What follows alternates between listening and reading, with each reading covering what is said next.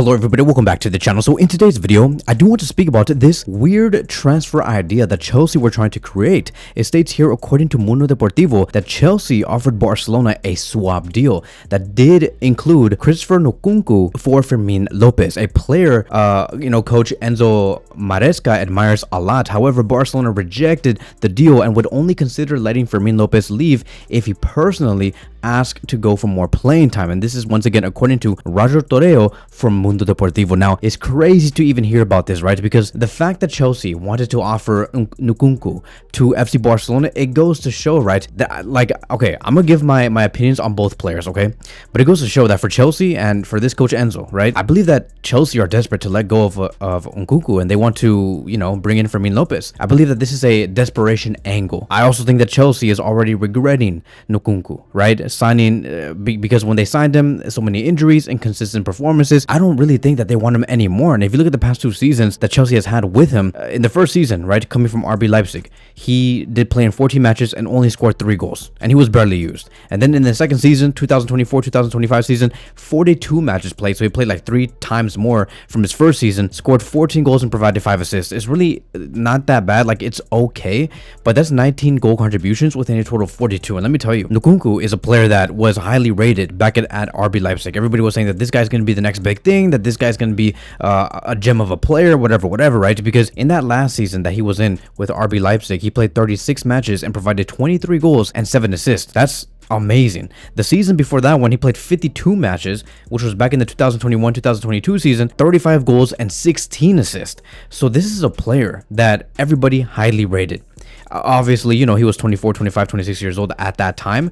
He was not considered as a young player, but it was a player that was entering his peak and a player that everybody wanted. And now that he's here at Chelsea, he has really under-delivered. And I feel like Chelsea are like, oh my God, bro, like we have really blew it on Christopher, right? This guy is just not doing it. He has been very inconsistent. I don't know what's going on with him. What can we do? And they're trying over here, trying to bring in Fermin Lopez and trying to take Fermin away from FC Barcelona. We all know, and it's quite clear that Fermin Lopez is a very important player for us at the club. Like, nobody else can steal us away from him, unless Fermin Lopez, like the report does state, that he wants to go somewhere else and find more playing time where he can get consistent minutes. But all in all, Fermin Lopez is very happy to stay at Barcelona, which he is, and he stated during a press conference, he's not going to be going anywhere, and he's just going to continue to be one of our best midfielders. And I believe that if you compare Fermin Lopez to Christopher Nkunku, and you compare them to like one another, Fermin Lopez is better. I'm sorry, bro. I know that Nkunku, like freaking 3 years ago, he was named as one of the best top talents in the world, and at the time, better than Fermin Lopez. Nobody even knew who Fermin Lopez was 3 years ago. But now, fast forward 3 years later, Fermin is the better player. And I think that not a lot of people like to talk about that. Not a lot of people like to talk about how Barcelona, grew this player to become one of the best midfielders in the world. Fermin Lopez he's the most impactful. I'm not trying to take anything away from Christopher, because I don't like to be very disrespectful to like certain talents and players out there. I know that they try extremely hard, but it's the fact that they had the audacity to say, let's do a swap deal. And here's the thing, right? Barcelona said no, but should have they listened, right? Maybe Barcelona needed the money. Maybe did they make a mistake on saying no to Chelsea and saying that no, Fermin Lopez is not going to go anywhere? Because right now, if they sell Fermin Lopez, it can be an easy 45 to 50 million euros if they want to. And that's a lot of money. It's going to help us a lot in terms of us doing well in this summer transfer window. And Fermin Lopez is a player that does play in the number 10 position, and he can also play on the right wing position, left wing position. We all know that he's a very versatile player and a player who can really fight for who he's playing for. But like, when we talk about the number 10 position, dude, I think we all know this. Going into the next season, Hansi Flick wants to use Rafinha as a number 10. So there goes one player, because they want to reinforce the left wing position. There goes one player, right? Rafinha is on top of the number 10 position. Then you look beneath that, and you have Dani Olmo, and then you look beneath that, and you have Gavi. So you have a lot of players, and then comes Fermin Lopez. So Fermin Lopez is looking like he's going to be 3rd to 4th choice going into the next season. Now, if we don't sign a left winger for whatever reason, then Rafinha stays on the left wing position. But then again, you have Dani Olmo in the number 10 position. That you have Gavi, and then at the same time, Pedri can also play in the number 10 position. And let me tell you, I think that Pedri is going to be seeing the number 10 position more than he did in his first season under Hansi Flick, and that's mainly because we're going to be having Casado and Bernal back, right? I'm not going to say that Pedri is 90% of the time going to be seeing the number 10 position. I think that 80% of the time he'll be seeing the the sixth position compared to the number 10 position, but it's just that he will be seeing much more of the 10 position, mainly because of Bernal and Casado and Frankie de Jong. They can all play there, and so Fermin has a lot of competition. And could we like regret this, right? I'm not saying that we should like do a swap deal with Nkunku, right, with Fermin Lopez, but would Barcelona regret this later down the line and say like, oh my god, like we don't even need Fermin Lopez, we have so many quality players? It's just something to think about, right? Because I think that like if we want to sell players this summer, Fermin is one of those players. If they want to, if Barcelona want to, that would be the first choice.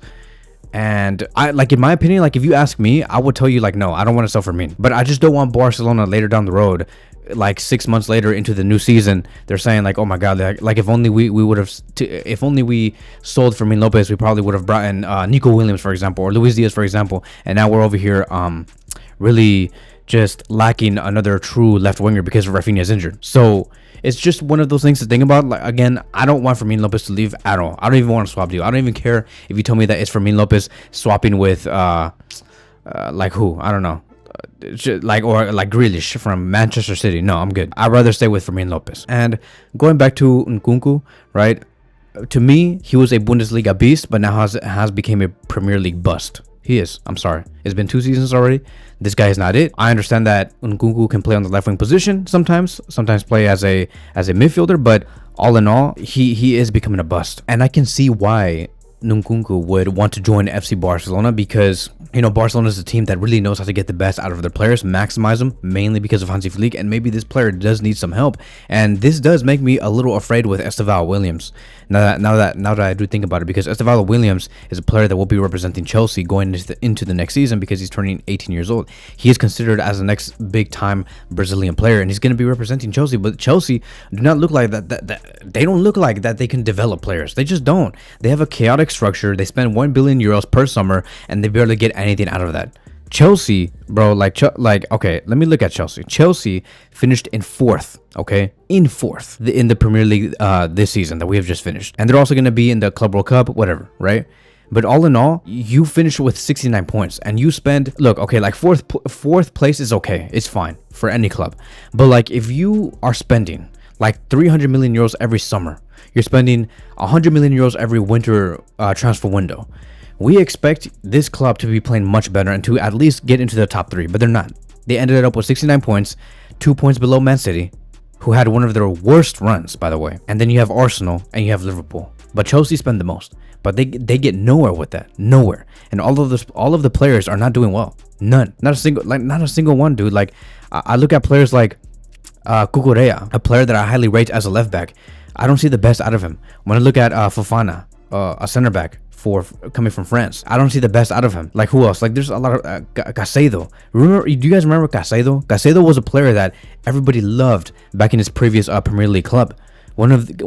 Highly rated as one of the next great CDMs.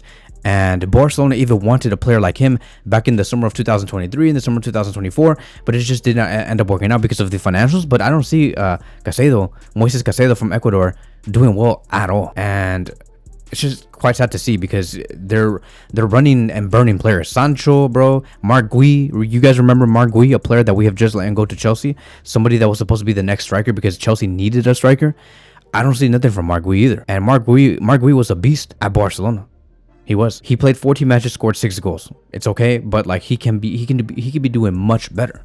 Nicholas Jackson, I don't know what's going on with him. 34 matches played, 13 goals and 5 assists. Decent, but it can be much better, right? So all in all, Nkunku is considered as damaged goods. For Fermin Lopez, he's the next big thing.